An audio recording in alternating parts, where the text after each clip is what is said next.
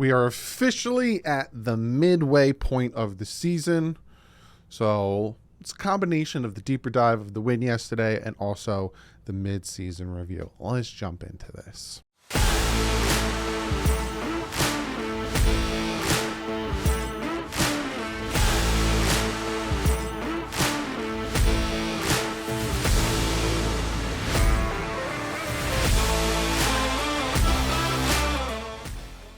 What is up, Finn fans? Mid-season. We made it halfway through after week 9.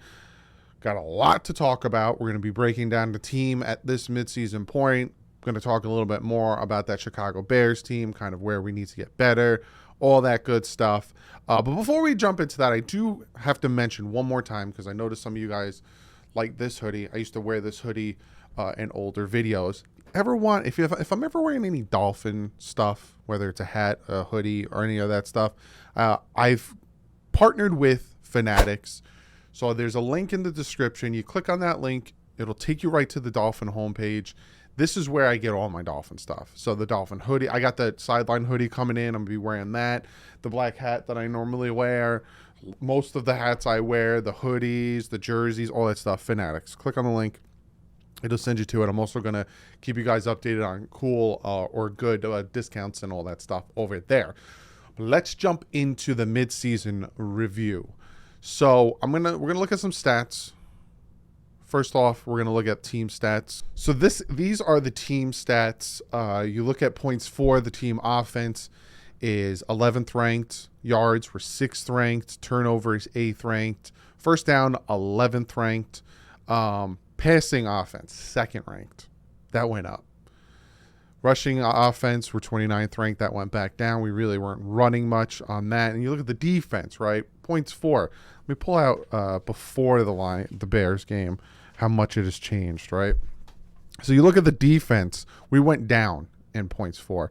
We were 22nd ranked before the Bears game. Now we're 25th ranked. The yardage went up.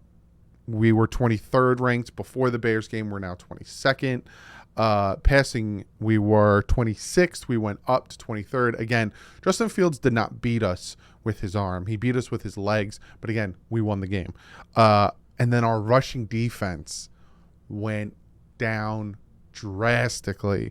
Our rushing defense was 6th ranked. We're now 16th ranked because of how much yardage we gave up to Justin Fields on Sunday. Big blow there. Then you look at third down conversion rates. We're 14th ranked, converting 41.3%. On defense, we're 27th ranked, allowing 44.7%, which makes sense. We let them convert way too many third downs. Red zone, we're 6th ranked, converting 69%. And on defense, we're 29th ranked, allowing 70%. Now we're going to look more individuals, right? We're going to start with Tua Tagovailoa. He has 1980 yards on the season. That is 14th ranked in the NFL, and he missed 3 games. He's averaging around 300 yards a game so far, 250 yards a game. So if he never got injured, he'd be up there with the receiving yards. Touchdowns, he is tied for 4th in the NFL with 15. He only has 3 interceptions. That is a fantastic touchdown to interception ratio. It's a 1.4%, tied for 4th best in the NFL. Quarterback rating, 115.9. That is 1st in the NFL. Completion percentage, 69.9%. That is 3rd in the NFL. Touchdown percentage, he is at 6.9%. That is 1st in the NFL. QBR, 79.9%. That is also 1st in the NFL. His sack percentage is 3.6. That is 4th in the NFL. The man is he's playing top 5. All of his stats besides yardage are top 5 in the NFL. He's the first Dolphin to have back-to-back 300 plus yards, 300 plus yards, 3 plus touchdowns, and no interceptions. He is the first Dolphin quarterback to do that back-to-back. He's also, his third down passer rating of a 147 is the best by any quarterback ever since the stat was recorded since 1991. He is playing completely out of his mind. His air yards, he is 5th in the NFL with 9 yards per pass in the air. The only people that are better than him are Justin Fields, Mitch Trubisky, Marcus Mariota, and Jameis Winston. Which those are some weird names. But he has better air yards than Lamar Jackson, Josh Allen, Mac Jones. So many people he has better air yardage than. He's also, when it comes to his accuracy, bad pass percentage, he is 5th best in the NFL, with only 11.8% of his passes are bad. The highest is Davis Mills. 21.3% of his passes are bad. To perspective, Patrick Mahomes has a 13.8. So it's about a 1 point something percent worse than Tua Tagovailoa. So that is Tua. Then you look at receiving. Tyreek Hill, 76 receptions, 1,104 yards, 3 touchdowns. The 1,104 yards is first in the NFL. He is the first receiver to have 1,104, over 1,000 yards receiving. And he's on pace. Right now, this is about the same amount of yards he had with Patrick Mahomes last year. So many people were saying, oh, Tyreek Hill is going to miss Patrick Mahomes. Oh, watch how mad I give it till week 6. He's going to be yelling on the sideline that he's not getting the ball and he's not getting the yardage and da-da-da-da. Those people need to eat that crow. Jalen Waddle has 812 yards. That is 5th in the NFL when it comes to touchdowns. Jalen Waddle is tied for 2nd with 6 touchdowns. When it comes to 20-plus yard passes, Tyreek Hill is 1st with 19.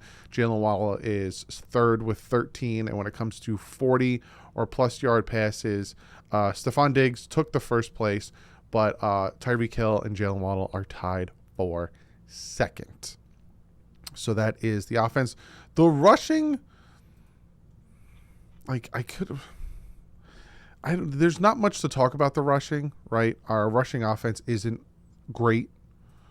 But when it comes to also the defense, right? When it comes to sacks by our defense, we have 17, which is kind of middle of the pack.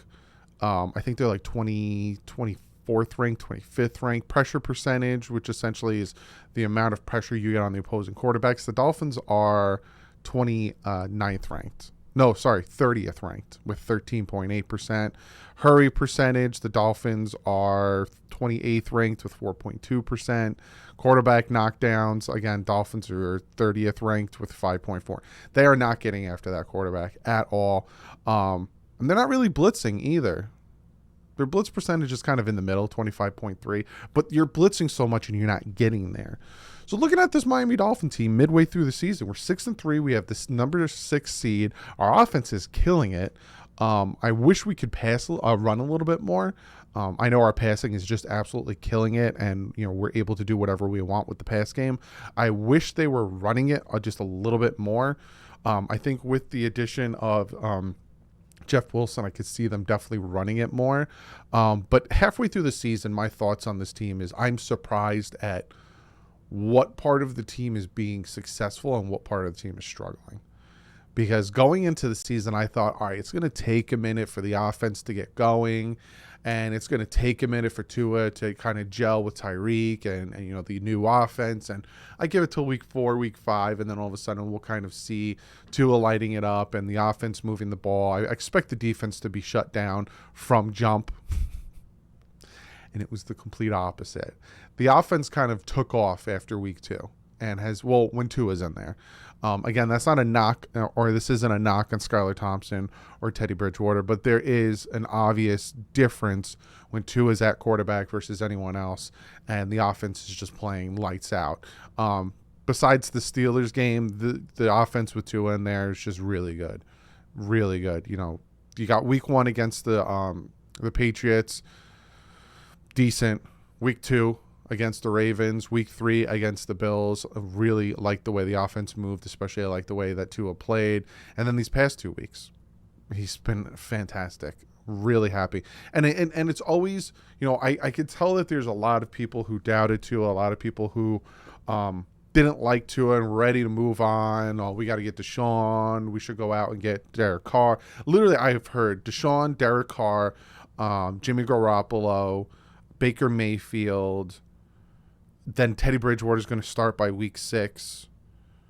I've heard so many different quarterbacks, and then now that Tua is doing well, right? Oh, it was only one quarter against the Ravens, and it was against the bad Detroit team, and now like you can't keep making excuses for every team he does well against, because at some point you're going to be like, well, it's because just accept it. He's clutch on third downs. He has great accuracy. He has great anticipation. He is showing that you give this guy a head coach that believes in him, that is putting him in the right situations, he's going to thrive. He's going to play well. He's going to make the throws. Yeah, Doug, but he missed 2 throws last week. Yeah. And as I was reading text messages of people saying, yeah, well, he missed these throws, I look up and I watch Patrick Mahomes miss a 4th down conversion. I'm like, huh. Do you not remember Buffalo Bills against the Miami Dolphins when Josh Allen threw it in the dirt on 4th down? It happens. No quarterback in the NFL history has ever been perfect throughout a game, not missed a throw throughout a game. It happens. It happens. But midway through the season, I think Tyreek is ridiculous. I think Jalen Waddle's ridiculous. I really like the new addition of Jeff Wilson. The offensive line. Let me talk about the offensive line. I was worried about the offensive line. And Liam Eichenberg was kind of a liability, but I really like the way Brandon Shell's playing. I think Austin Jackson might be. I don't think they're going to rush Austin Jackson back against the Browns. I think you're going to see a lot of players that are banged up and injured. Austin Jackson, Byron Jones. Some of these guys come back after the bye. I think the Browns will take them on with who we have and who we beat the Lions and the Bears with. And then I think the bye week will get healthy. And all of a sudden you'll see all these guys get back for a very important stretch. That 3-game road stretch is going to be very, very important to dictate where the Dolphins are going to be when the season comes to an end. But I'm really happy with the way the offensive line is working. Again, with Connor Williams, I think these guys, if I pull up PFF, the ranking on these guys when it comes to their PFF, like Tua's PFF grade is top. I think it might be number 1 at this point. But when you look at the offense, right? Yeah, Tua's number 1. Number 1 out of 39 quarterbacks with an 89.5 PFF grade. Tyreek Hill's number 1 out of 114 wide receivers with a 92.1 PFF grade. Jalen Waddle's a number 5 out of 114 wide receivers, 83. Then you look at Teron Armstead, he's 13th. Connor Williams is 4th. Robert Hunt is 8th. So these guys are really doing really well. And then you look on the flip side of the defense. Kader Kohu's going up. He's now 21st ranked. He has a 73.1 PFF grade. That went up. It wasn't that high. He's playing really, really well. If I had to pick a midseason, unsung hero or underrated player, I'm going with Kader Kohu. I really, really like the way he's playing, and I like his tackling in the open field.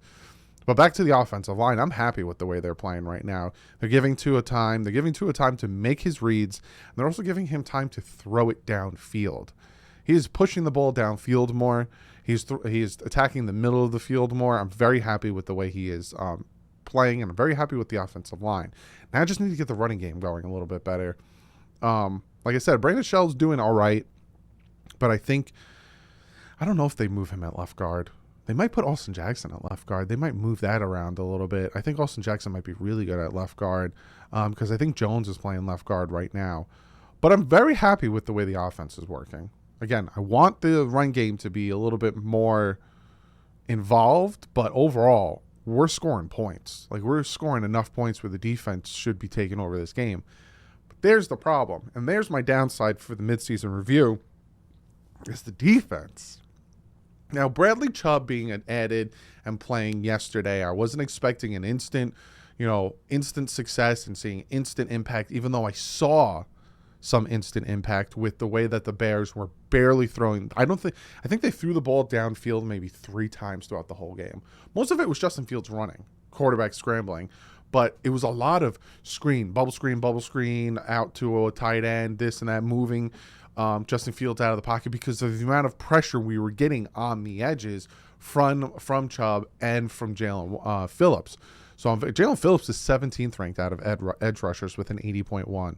And so many people are asking, where is Jalen Phillips? Jalen Phillips is a bust, this and that. 17th ranked out of 114 edge rushers with an 80.1 passer rate, PFF grade. So I think we'll see probably more of that this week from Bradley Chubb, especially when we're not facing a mobile quarterback in Jacoby Brissett. But it does worry me. Hopefully with Byron coming back, that probably will help the secondary and help the defense in a whole. The defense is not where I want it to be midseason. The offense is exceeding my expectations so far. The defense is underwhelming. There's too many games where the defense could have helped us not bite our nails. These past 2 games, pretty much. Detroit, they didn't stop anything with Detroit in the first half. Then they made the stops they needed to in the second half. Chicago, Justin Fields, it was so predictable. I even put it in the best of clips how angry I got that it was so predictable that Justin Fields is just going to quarterback keep it and take the yards. And if he doesn't, then they're going to throw it to Cole Kmet. And I don't understand why they make the additions. I would be saying to whoever is spying on Justin Fields, do not go after the running back. Keep your eye on him. Force him to beat you. So, is that on Josh Boyer? Kind of. Is the mistackling on Josh Boyer? Kind of. Again, just like the penalties and the miscommunications, everything is on McDaniel because the head coach.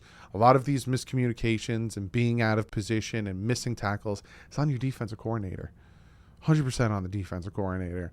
But looking at the second half of the season, right? Now we face Cleveland, then we're home. So for the next 3 weeks, the Dolphins are home, right? Cleveland by Houston, home. So they get to rest up for the next 3 weeks, staying at home. Then they got a hard trip, heading to San Fran, heading to LA, then heading to Buffalo. They're going to stay over in the West Coast for week 13, week 14. Then they're going to come home, then they got to head to Buffalo. We don't know if that's a Saturday or Sunday game. I wouldn't be surprised if that's flexed to a Sunday night game, especially if the Dolphins, the next 4 games can win 3 out of the next 4, which is very possible. If the Dolphins can win the next 3 out of the next 4, and be 9-4 going into that Buffalo Bills game, I can probably bet my bottom dollar that's going to be flexed to a Sunday night game. Then you got Green Bay, home for Green Bay, at New England, home for the Jets. Those 3 games are extremely winnable. So if that's the case and they lose 1 game for the rest of the season, that's 4 losses and 13 wins? But I can definitely see an 11-6 to, I guess, let's say 12-5. 11-6, 12-5 for the rest of the season if they play smart and if the defense gets their heads out of their butt. Because a lot of, San Fran, they got CMC, that's kind of worrisome, but I think that they could pull that off. But if I had to choose between San Fran or the Chargers, which team I could see the Dolphins beating, I'm leaning more towards the Chargers than San Fran. I don't see them beating Buffalo in Buffalo, but hey, surprise me. I could definitely see them beating the Packers. I could definitely see them beating the Jets, and I could the Patriots, and I could definitely see them beating the Jets. So got to play smart football. Got to make the changes and make the adjustments on defense. Get the run game going. And this season, we have a chance to fight for the division. So very excited. Keep playing hard. Like I said, the surprises on the offense, I'm very happy. They exceeded my expectation. Defense, not where it should be at all. I was expecting more sacks than where we're at. I was expecting more turnovers than where we're at. That area needs to step up. Is it because Brian Flores isn't here? It's kind of the writing's on the wall at this point. A lot of people were asking, is it Josh Boyer or Brian Flores? Brian Flores had a big impact on this defense, and it's obvious by now. But yeah, that's what I think about the midseason. Comment below. Let me know what you guys think. What's your thoughts on where we're at midseason? What's your thoughts on the second half of the season? But other than that, I'll see you guys tomorrow. Film breakdown. I'm not gonna show too much of the same things. Like if Tua makes a pass in double coverage or a perfect over the throw pass, I might show one of them, and then I'm not going to keep showing good passes throughout. Not to make it redundant, because there's a lot I want to talk about, especially that 4th down play to Durham Smythe. I noticed something while I was watching it. So I'll see you guys tomorrow in that film breakdown. But like usual, stay classy. Fins up.